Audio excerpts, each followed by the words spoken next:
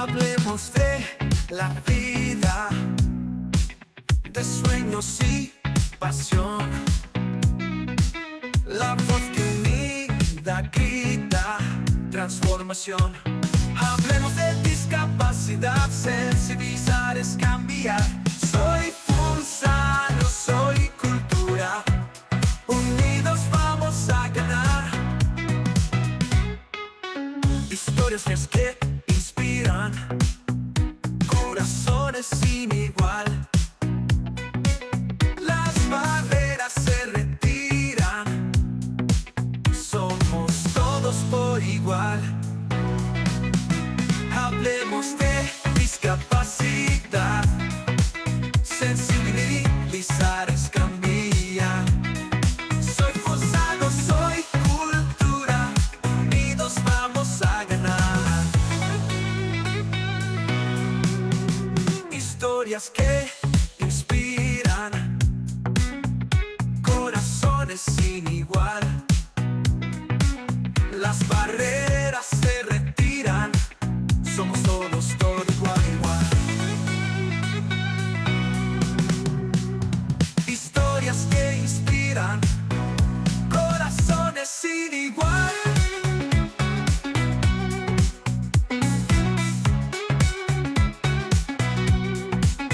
Hablemos de discapacidad, sensibilizar es cambiar. Hablemos de discapacidad, sensibilizar para transformar. Y a esta hora saludamos a todos los oyentes que ya se encuentran conectados con nosotros, compartiendo este espacio, donde hablamos de temas de discapacidad, pero de esa inclusión a través del arte y la cultura. Y hoy vamos a hablar de un tema muy importante e interesante. Le recordamos a todos los oyentes que este es un programa articulado por el área de discapacidad y el taller de comunicaciones de la Escuela del Centro Cultural Bacatá. Soy Funzano, soy Cultura, y también nos encuentras por nuestras redes: Bagazo Radio Media Lab, YouTube, Facebook y Spotify. Y hoy vamos a hablar de los procesos artísticos en formación de música con las personas en condición de discapacidad y la importancia que tienen esta formación para ellos y para toda su familia. Y tenemos hoy una gran invitada, instructora de la Escuela de Música del Centro Cultural Bacatá, codirectora de la Zarzuela Inclusiva, María Lao, y una gran persona y con una gran proyección y preparación en el tema de música. Estamos con la profe Ana María Martín. Profe, bienvenida, es un gusto tenerte hoy aquí con nosotros. Gracias Rosita por esta invitación y por esa presentación que me diste tan completa. Profe Ana María, hablemos un poco de quién es Ana María Martín. Bueno, Ana es una persona que nace oyente, o sea, nace escuchando normal, de una mamá que tiene problemas auditivos y después de los 9 años pierde la audición debido a una cirugía. De ahí empezaron como unas infecciones de oído recurrentes y fui perdiendo poco a poco la audición. Ana llega... desde niña tuvo como el sueño de ser músico, nunca decidió estudiar otra cosa. Y bueno, entró a la academia, a la universidad, a formarse como músico sin haber tenido formación antes. Y pues vivió un choque muy fuerte, debido a que, digamos que en mi casa nunca fue notorio que yo no escuchaba, porque nuestro entorno natural siempre fue como... O sea, mi audición no significaba como una barrera, como un impedimento, nunca fui como criada así. Entonces, digamos que los choques y las discriminaciones se fueron a experimentar ya cuando estaba en la universidad y cuando decidí ser artista y ser músico. En ese proceso, pues, me llevó como a tratar de buscarme un campo dentro de las artes, un campo dentro de la música, y a tratar de encontrar mi lugar, porque pues sentía que no encajaba y no era como el estándar que se tiene de músico. En el proceso musical, ¿no sentías que no encajabas por tu condición de discapacidad? Pues digamos que no era tan notorio al principio, porque pues cuando yo entré a estudiar música yo no sabía qué tanto no escuchaba. O sea, suena raro, porque pues que yo hablo normal y todo el tema. Entonces como que no era tan notorio ni para mí ni para mi familia que yo, pues el nivel de audición tan bajo que tenía. Entonces pues yo entré estudiando música pensando que estaba en igualdad de condiciones con mis compañeros, pero pues en el proceso me di cuenta que no, que tenía un proceso de aprendizaje un poco más pausado, que tenía unos procesos de aprendizaje distintos. Y pues digamos que hay que decirlo, en esa primera universidad en la que estudié pues no tuve como un apoyo ni una adecuación, unas adaptaciones, porque pues tampoco se concebía como que yo lo pudiera hacer, entonces simplemente era más fácil como decir usted no sirve y váyase a generar la adaptación. Entonces ahí yo me cambié de universidad, me voy a la universidad pública, a la Universidad Pedagógica Nacional, y pues allí ya con un enfoque pedagógico ya se empiezan a plantearse cómo va a ser mi proceso de aprendizaje y cómo estoy aprendiendo. Y ya cuando yo entro allá, ahí sí me doy cuenta de que cuánto era mi pérdida auditiva y digamos que todas las adaptaciones que yo solo estaba haciendo dentro del aula. Y empieza como mi proceso de investigación como profe y como artista. Entonces empiezo yo a decir, bueno, pues efectivamente no voy a poder cumplir de la misma manera los criterios evaluativos de la universidad, tendré que encontrar mis propias formas y tendré que saber cuáles son. Y pues de la mano con mi profesora de canto, que es Gloria Casas, empezamos como a sistematizar mi experiencia de aprendizaje y ahí en ese proceso también empecé yo como a pensar cómo era que yo aprendía, cómo era que yo podía enseñarle a otros y cuál iba a ser mi lugar en el mundo dentro de la música y dentro del arte. Entonces, en ese proceso investigativo pues también me descubrí un poco yo como artista, un poco como la cuota que yo iba a dar. Y allí fue cuando también llegó la comunidad sorda y llegó la lengua de señas a mi vida y pasó lo que pasó y fue un semillero de investigación pues que cada día está creciendo más y que pues que ya hicimos nuestra primera puesta en escena en el Jorge Eliezer, que fue pues un éxito total. Sí, ya más adelante vamos a hablar de eso, pero a través de esta experiencia, de lo que viviste y de cómo fue esa formación tuya, ¿eso fue lo que te ayudó para ser ahora instructora de música?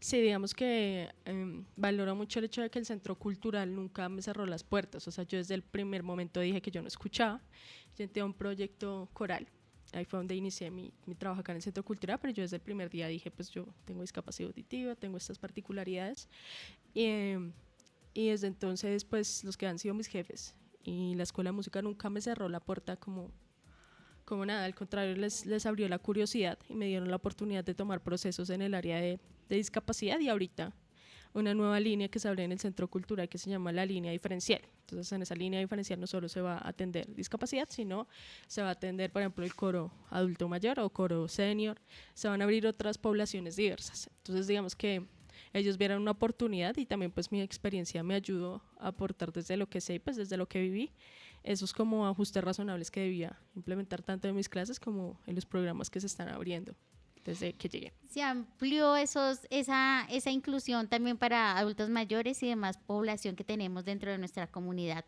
Funsana y también de sus alrededores. Profe, ¿cómo es ese proceso de enseñarle a personas sordas?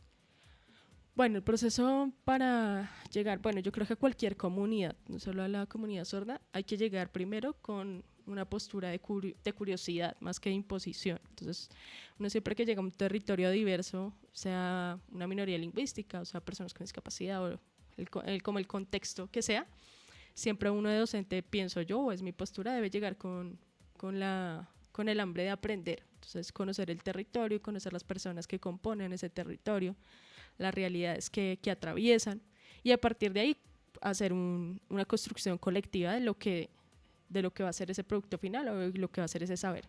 Entonces digamos que yo llego con un conocimiento, llego con unos saberes de experiencia de vida que los pongo sobre la mesa y los comparto con las personas que van a participar en mis talleres, pero ellos me van enseñando la ruta que quieren llevar, es decir, yo no les voy a imponer la ruta académica o los saberes que les va a compartir, yo nunca se los impongo, sino voy analizando sus intereses, voy a ir analizando lo que les gusta aprender, cómo les gusta aprender. Entonces si les gusta aprender a través del juego, entonces utilizamos más dinámicas de juego.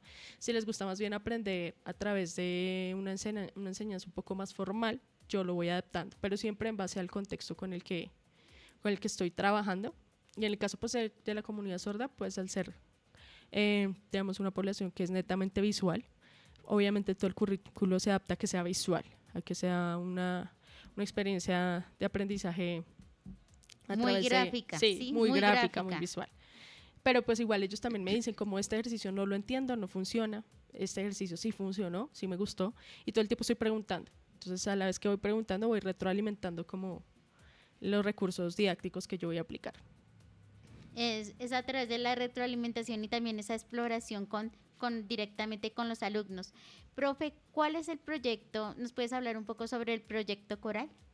Sí, bueno, digamos que nosotros desde el año pasado hemos tratado de abrir más cobertura hacia la población con discapacidad y desde el área de discapacidad del Centro Cultural se abrieron unos semilleros en el CAP. Estos semilleros han tenido unos frutos muy bonitos que han sido el conjunto vallenato, hay un conjunto de folclore y había un semillero de taller vocal de mujeres que estaba funcionando desde el año pasado. Esos semilleros todavía se mantienen en el CAP y van a empezar a funcionar desde la próxima semana. O sea, para el área como de discapacidad, en el CAP se están haciendo como esa cobertura. Pero desde el Centro Cultural y desde la Escuela de Música se está abriendo una línea diferencial. Esta línea diferencial pues se está proyectando a llegar a centros hospitalarios, a llegar a población carcelaria, empezar a abarcar líneas diferenciales dentro del municipio. Por ahora se inició con el coro senior, que es un coro para personas mayores de 55 años que quieran cantar. No hay de 55 hasta donde sea. Hasta ¿sí? de 100 para arriba también se puede. De 100 para arriba también se puede. Entonces, pues está abriendo. De hecho, hoy a las 5:30 de la tarde tenemos como una inducción aquí en el Biblioparque. Inducción. Sí. Profe, debido a la información que nos estás brindando, hay inscripciones abiertas para población en condición de Sí. discapacidad y para todos los grupos que su merced ahorita nos está mencionando. Sí, señor. Entonces, demos la información, dónde podemos llegar, a dónde nos podemos dirigir, cómo se pueden contactar ellos de las personas que nos estén escuchando y estén interesadas. Listo, pues digamos que hoy va a haber una primera reunión desde el coro senior aquí en el Biblioparque a las 5:30 de la tarde. Ahí podemos hacer el proceso de inscripción. Yo voy a estar al frente de ese proceso de inscripción. Entonces, para los que quieran pertenecer al coro senior, ahí muy bienvenidos. Si de pronto hay alguien del área de discapacidad que también quiera venir a preguntar, puede venir a preguntar también en ese espacio. Para ya contactarse directamente con los procesos que están abiertos en el CAP, sería con mi línea de teléfono, que es el 321-343-0470. Entonces lo voy a repetir otra vez. 321-343-0470 y ya allí yo les voy a dar toda la información y los voy a inscribir. Y también se pueden dirigir de pronto al CAP para inscripciones, qué día la pueden encontrar ahí. Listo. Ya sabemos En el días, CAP, horas. Sí, en el CAP yo voy a estar todos los jueves y viernes en la tarde haciendo procesos de inscripción. En la mañana yo estoy haciendo procesos de formación. Entonces, pues primero formalizamos la inscripción en la tarde. De 2 a 4 de la tarde más o menos voy a estar jueves y viernes recibiendo inscripciones. Y ya para las líneas de formación, pues directamente cuando vayan a inscribirse les doy los horarios y la disponibilidad de horario para que puedan participar. Entonces, muy abierta la invitación, todavía hay inscripciones abiertas para las poblaciones que va a manejar la profe con sus talleres. Profe, es muy importante también hablar si su merced le da clases a las personas sordas, ¿sí? ¿Cómo ha sido, digamos, esa experiencia y si tenemos ya ahorita un proyecto con ellos?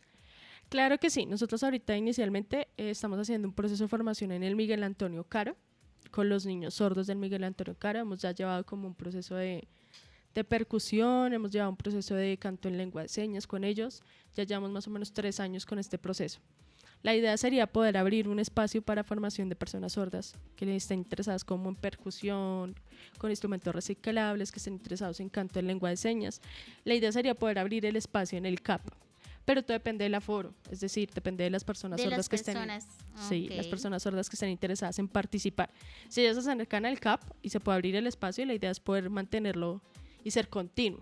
Digamos que con el Miguel Antonio Caro pues ya tenemos este proceso, también hay un proceso con niños oyentes que están aprendiendo la lengua de señas y con esto también se ha hecho un proceso de coro de manos blancas, que es el coro en lengua de señas que se ha manejado con ellos para enseñarles como la lengua de señas desde la música y desde el canto en lengua de señas. Ese es un proyecto muy Sí, interesante, ese es el el coro de proyecto. manos blancas, ¿no? Sí, que ya llevamos manejándolo más o menos como el año pasado se abrió para los niños oyentes, pero ese corito ya lleva como 3 años. 3 años en un proceso y es muy bonito ver este tipo de coro, ¿no? No tan convencionales, pero es muy interesante. Profe, ahora hablemos de una gran puesta en escena, como fue la obra, la zarzuela inclusiva María Lao. Profe, hablemos sobre este gran proyecto que su merced lo llevó a escenarios, cómo fue y hablemosle un poco a los oyentes de qué se trata esta zarzuela. Bueno, eso nació desde el 2020, en plena pandemia. Yo me gané una beca que se llama Beca Investigación Creación de la Orquesta Filarmónica. De ahí empezó el semillero de investigación. Entonces la premisa principal era saber si podíamos vincular personas sordas y oyentes en la zarzuela, que la zarzuela es un género de la música clásica, similar a la ópera, pero no es ópera, cantada en español y que nace en España, la zarzuela nace en España, que cuenta historias como de la realidad cotidiana, pues no de las élites, como no decir de los aristócratas que pertenecen un poco a la ópera, sino del ciudadano común. Y ahí nace la zarzuela y bueno, también su nombre viene a las zarzas, que es una planta, es una flor.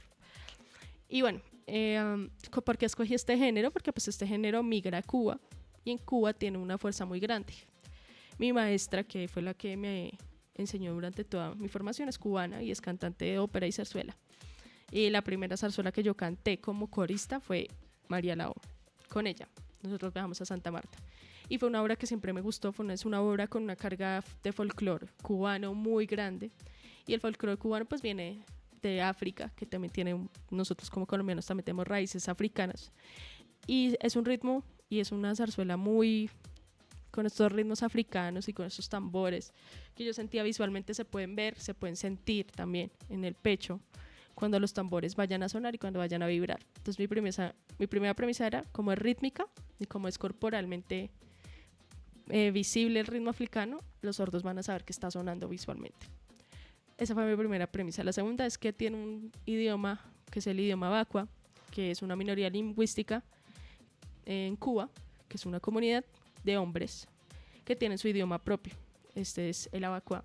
Y el Abacua es un idioma que solo lo usan ellos, las personas que pertenecen a esa comunidad. Entonces yo dije, pues chévere, porque tiene una carga cultural e identitaria como la lengua de señas la tiene con la comunidad sorda, entonces podemos buscar paralelismos desde allí también. Entonces empezamos a hacer esta investigación, cogimos una de las escenas de María Lao y salió Zarzuela para sordos y oyentes, una experiencia exclusiva, que fue una exposición que se hizo en la Gilberto Santa en el 2020 y que nos fue muy bien. Ya después en el 2024, finalizando, sale la convocatoria de Ópera del Barrio, también de la Orquesta Filarmónica, en la que ya era la producción de una obra de gran formato. Nosotros pues ya teníamos la obra, ya la teníamos completa, entonces decidimos irnos y embarcarnos en esta producción. Fueron más o menos 80 personas, 80, 90 personas en escena, oyentes y sordas, en el Teatro Jorge Eliezer Gaitán. Nuestro primer estreno fue el 1 de marzo, que el 1 de marzo también fue el estreno en Cuba, en La Habana, Cuba, de la primera María Lao de Ernesto Lecuona. Entonces fue coincidencialmente la misma fecha. Nosotros creo que cumplía 50 años de ese estreno. Nosotros pues hicimos la edición acá en Bogotá. Se llenó el teatro en 2 fechas porque fue 28 para familias y personas sordas. O sea, fue un evento que quisimos mantenerlo solo para colegios sordos y personas sordas o personas con discapacidad. Se llenó completo y el 1 de marzo ya era con boletería abierta. Nosotros pues llenamos todo el escenario. Habían aproximadamente unas 50, yo creo como unas 40 o 50 personas sordas trabajando allí en todo el proceso de traducción, todo el proceso de los personajes, todo el proceso de caracterización. El coro de lengua de señas de Manos Blancas Bogotá estuvo allí con su población. Había pues una cobertura desde niños jóvenes de 9, 10 años hasta adulto mayor sordo, parado ahí en el escenario, y personas con otras discapacidades o personas que eran niños sordos y además autismo o niños sordos y discapacidad cognitiva. Había una persona sordo-ciega que tiene un personaje muy importante dentro de la obra y su pareja que es sorda. Ellos se robaron el show, ellos tienen toda una escena que crearon ellos mismos, ellos fueron los que construyeron esta escena y pues fue una obra que más allá de contar la historia de María Lao, que pues es el pretexto principal, también se ve en escena las realidades de la comunidad sorda, se ve la diversidad de personas sordas que hay dentro de la comunidad, se ve las realidades de vida de estas personas o estos actores que están encarnando estos personajes, porque pues nosotros al iniciar la obra siempre damos contexto con un video. Entonces en ese video se escogieron unas personas de la agrupación, unas historias de vida como para que la gente se sentara y viera qué había detrás de las personas que estaban haciendo esta obra. Es una obra que ha tenido una muy buena acogida, un muy buen impacto. Es una obra que no es solo para personas sordas, está en lengua de señas y está en español, está la obra musical cantada. Entonces es una obra que puede abarcar cualquier población, desde un niño hasta un adulto. y todos van a disfrutar de la misma manera la puesta en escena. Y es una obra muy accesible. Yo tuve el privilegio de estar en el estreno el 1 de marzo y muchas personas que iban en otras condiciones de discapacidad quedaron encantadas con esta obra porque tiene muchos componentes. Y más que mostrarnos las realidades de las personas sordas, también nos muestra el gran talento que ellos tienen en un escenario, profe.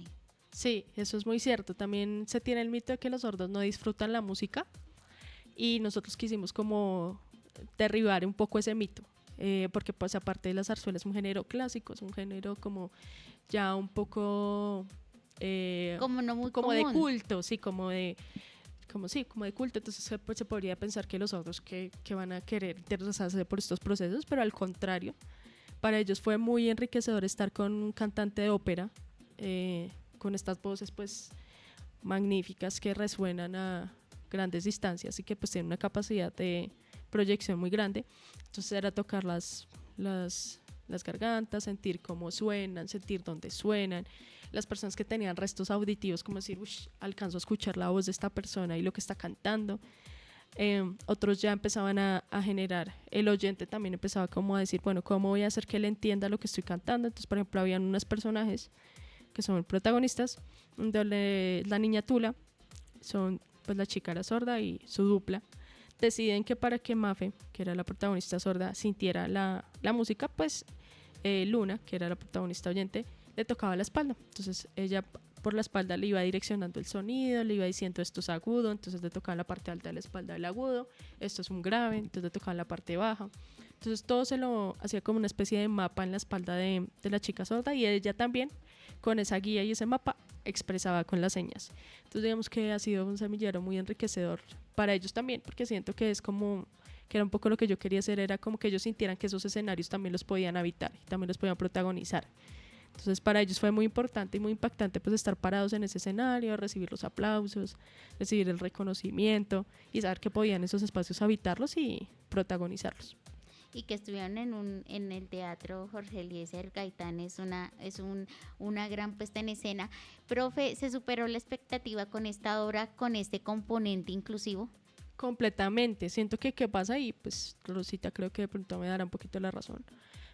Con las puestas en escena de inclusión siempre se piensa que son, y yo peleo mucho con eso, porque piensa que las puestas en escena de personas con discapacidad son proyectos como de baja calidad o como que no merecen la atención que merecen, como que no los piensan que va a competir con la industria artística de la gente, o sea, de la globalidad, pues, o sea, como que un proyecto como de personas con discapacidad como que no es competente frente a otros productos que se exponen en el mercado artístico.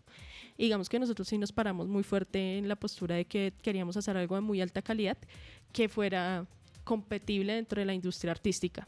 Entonces, pues sí, creo que cumplimos con eso. El montaje de marzo se modernizó mucho porque para septiembre que lo volvimos a hacer ya contaba con componentes tecnológicos porque queríamos que cada vez como que no fuera la misma María Lao, sino que fuera una María Lao que evolucionaba. Y hemos estado como luchando mucho con ese tema para que, digamos que las puestas artísticas de personas con discapacidad se resignifiquen, se validen, se respeten y se les haga la oferta cultural dentro pues de la oferta cultural colombiana y pues del mundo, ¿no? Y María Lao, digamos que sí dio como esa cuota de calidad artística, que siento que también el oyente que baila no va y ve una obra ahí sencilla, no va y ve una puesta en escena que tiene mucho esfuerzo detrás, que tiene mucha calidad artística detrás. Y para mí eso era como lo más importante, que también las personas que estaban dentro de mi equipo que tenían discapacidad o que eran personas sordas, como que sintieran que estaban haciendo algo muy bien hecho y que sentían que no tenían que compararse con nadie, que lo que estaban haciendo, aparte que era diferente, era novedoso, les ponían un lugar sí, como de resignificación de su propia forma de expresión artística. Y que pues tienen que tiene una gran proyección. De esta manera, profe, se rompen muchos mitos sobre las personas con discapacidad, pero sobre todo de las personas sordas en tema de esa preparación y esa formación y esa presentación artística en música. Totalmente. O sea, a los sordos se les impide entrar a estudiar música, por ejemplo, porque son sordos. Y yo tengo, por ejemplo, dos casos acá, de hecho, funzanos.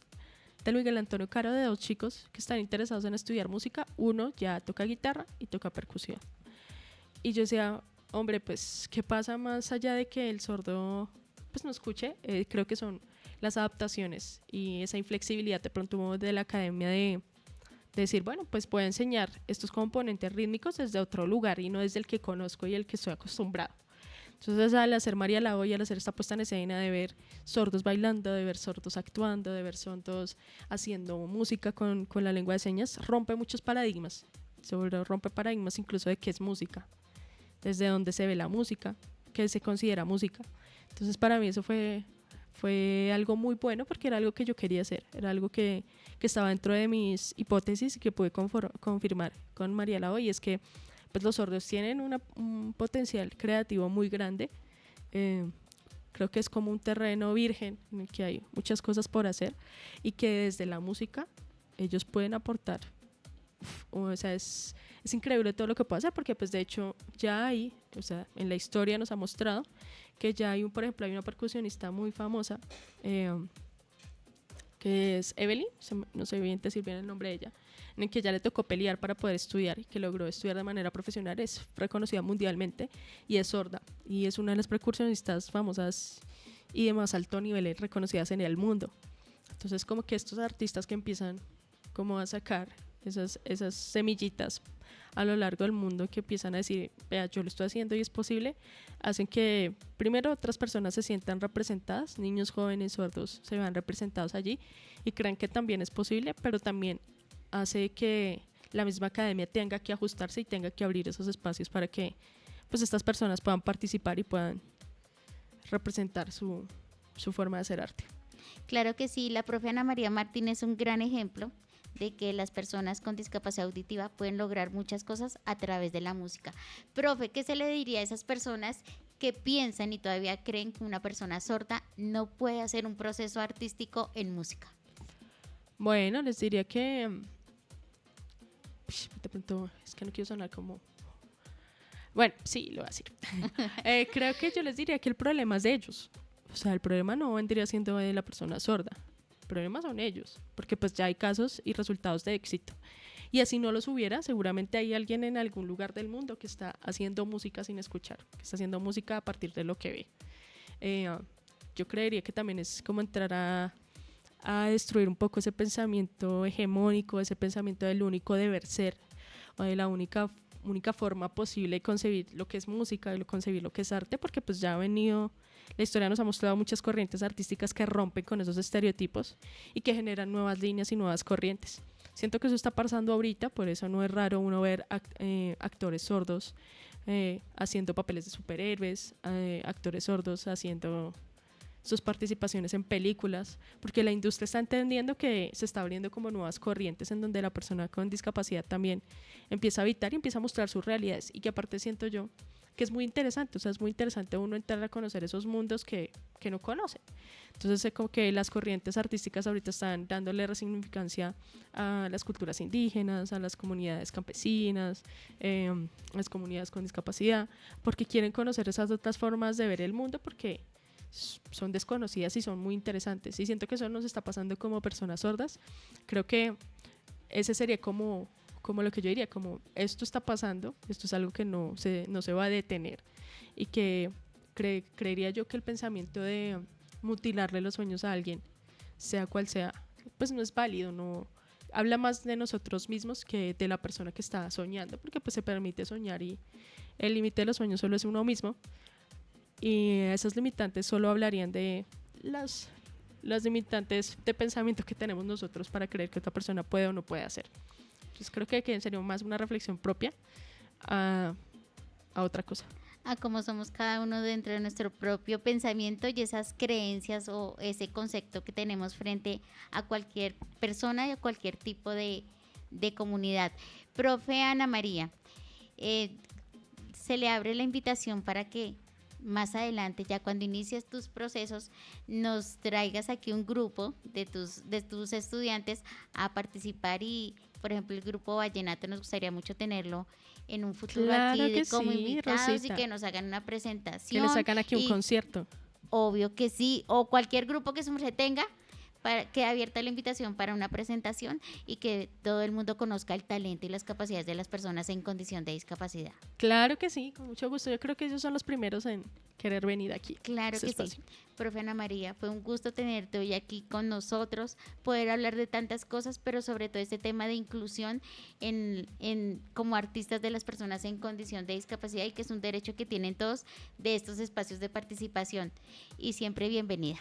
No, Rosita, gracias a ti por esta invitación y todas las veces que me invites aquí estaré. Claro que sí.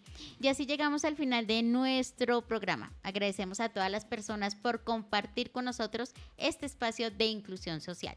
Agradecemos a la administración municipal dirigido por la señora alcaldesa Jamie Villamil Buitrago.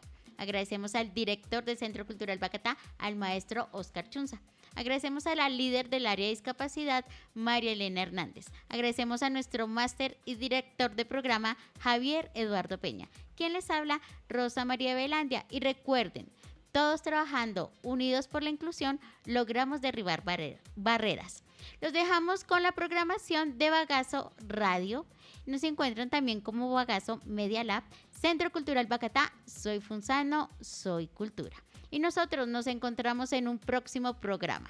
Hablemos de discapacidad. Sensibilizar para transformar.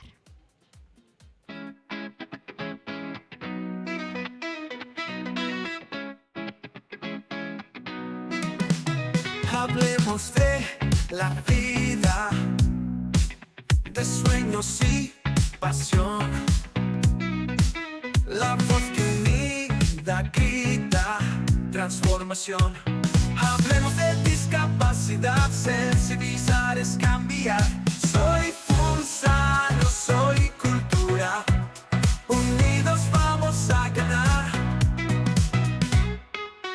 Historias que inspiran, corazones sin igual. Las barreras se retiran, somos todos por igual. Hablemos de discapacidad, sensibilizar es cambiar. Soy Funzano, soy Cultura, unidos vamos a ganar. Historias que inspiran, corazones sin igual. Las barreras se retiran,